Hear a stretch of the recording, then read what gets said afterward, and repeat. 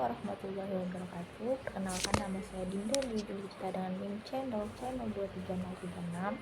Di sini saya akan mempresentasikan materi tentang perseroan terbatas, yang mana dosen pengampunya yaitu Bapak Dr. Yurni Eka Putra, SE, MSI. Baiklah, saya akan memulai presentasinya.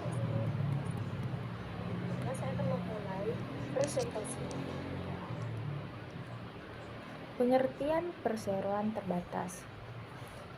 Perseroan terbatas adalah organisasi bisnis yang memiliki badan hukum resmi yang dimiliki oleh minimal 2 orang dengan tanggung jawab yang hanya berlaku pada perusahaan tanpa melibatkan harta pribadi atau perseroan yang ada di dalamnya. Perseroan terbatas atau PT adalah suatu perusahaan yang memperoleh modal dengan mengeluarkan surat-surat sero atau saham. Ada menurut para ahli tentang perseroan terbatas, dan saya akan mengambil menurut Givin. Perseroan terbatas adalah perusahaan yang sahamnya secara luas dipegang dan dapat dijual kepada masyarakat umum. Pemegang saham merupakan pemilik dari perseroan terbatas yang mempunyai hak-hak tertentu seperti memilih direksi, meneliti jalannya perusahaan, menyetujui tambahan saham sebelum salah dijual atau dikeluarkan, dan menentukan manajemen perusahaan. Saham terbagi menjadi dua, yaitu saham biasa, merupakan saham yang menjamin adanya hak memberikan suara atau voting pada perusahaan, tetapi memiliki klaim terakhir atas kekayaan perusahaan.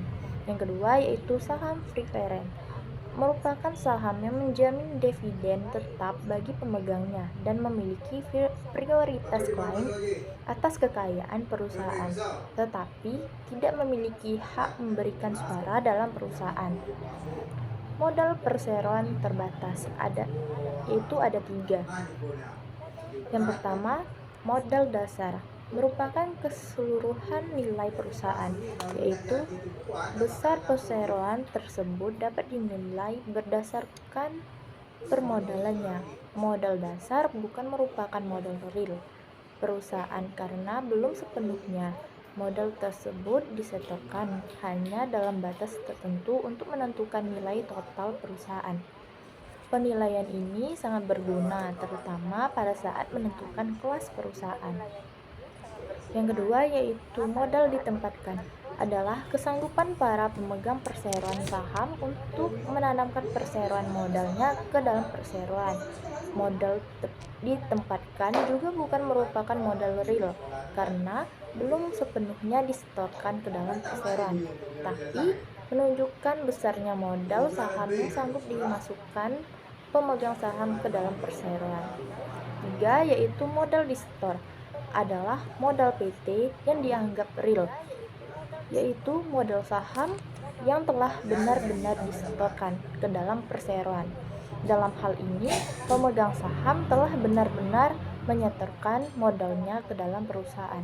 Menurut UU PT, modal ditempatkan harus telah disetor penuh oleh para pemegang saham. Syarat pendirian perseroan terbatas. Syarat pendirian perseroan terbatas secara formal berdasarkan Undang-Undang Nomor 40 2007 adalah sebagai berikut. 1. Pendiri minimal 2 orang atau lebih. 2. Akta notaris yang berbahasa Indonesia. 3. Setiap pendiri harus mengambil bagian atas saham kecuali dalam rangka peleburan atau PS 7 ayat 2 dan ayat 3. 4. Akta kelahiran akta pendirian harus disahkan oleh Menteri Kehakiman dan diumumkan dalam BMRI atau PS 7 ayat 4. Kelima yaitu modal dasar minimal 50 juta rupiah dan modal disetor minimal 25% dari modal dasar atau PS32, PS33. Dan yang terakhir yaitu minimal satu orang direktur dan satu orang komisaris atau PS92 ayat 3 dan PS108 ayat 3. Kelebihan perseroan terbatas. 1. Tanggung jawab yang terbatas dari pemegang saham terhadap utang-utang perusahaan. Maksudnya adalah jika Anda termasuk pemegang saham dan kebetulan perusahaan punya utang, Anda hanya bertanggung jawab sebesar modal yang Anda setorkan dan tidak lebih. Kedua, kelangsungan perusahaan sebagai badan hukum lebih terjamin sebab tidak tergantung pada beberapa pemilik. Pemilik dapat berganti-ganti. 3. Mudah untuk memindahkan hak milik dengan menjual saham kepada orang lain. 4. Mudah memperoleh tambahan modal untuk memperluas volume usahanya, misalnya dengan mengeluarkan saham baru. Yang kelima atau yang terakhir yaitu manajemen dan spesialisnya memungkinkan pengelolaan sumber-sumber modal untuk itu secara efisien. Jadi, jika Anda mempunyai manajer tidak cakap, Anda bisa ganti dengan lebih cakap. Kelemahan perseroan terbatas. 1. PT merupakan subjek pajak tersendiri. Jadi, tidak hanya perusahaan yang terkena pajak, dividen atau laba bersih yang dibagikan kepada para pemegang saham dikenakan pajak lagi sebagai pajak pendapatan, tentunya dari pemegang saham yang bersangkutan. 2.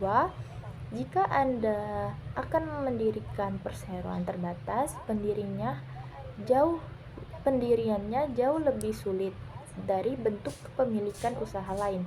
Dalam pendiriannya, perseroan terbatas memerlukan akte notaris dan izin khusus untuk usaha tertentu. 3. Biaya pembentukannya relatif tinggi.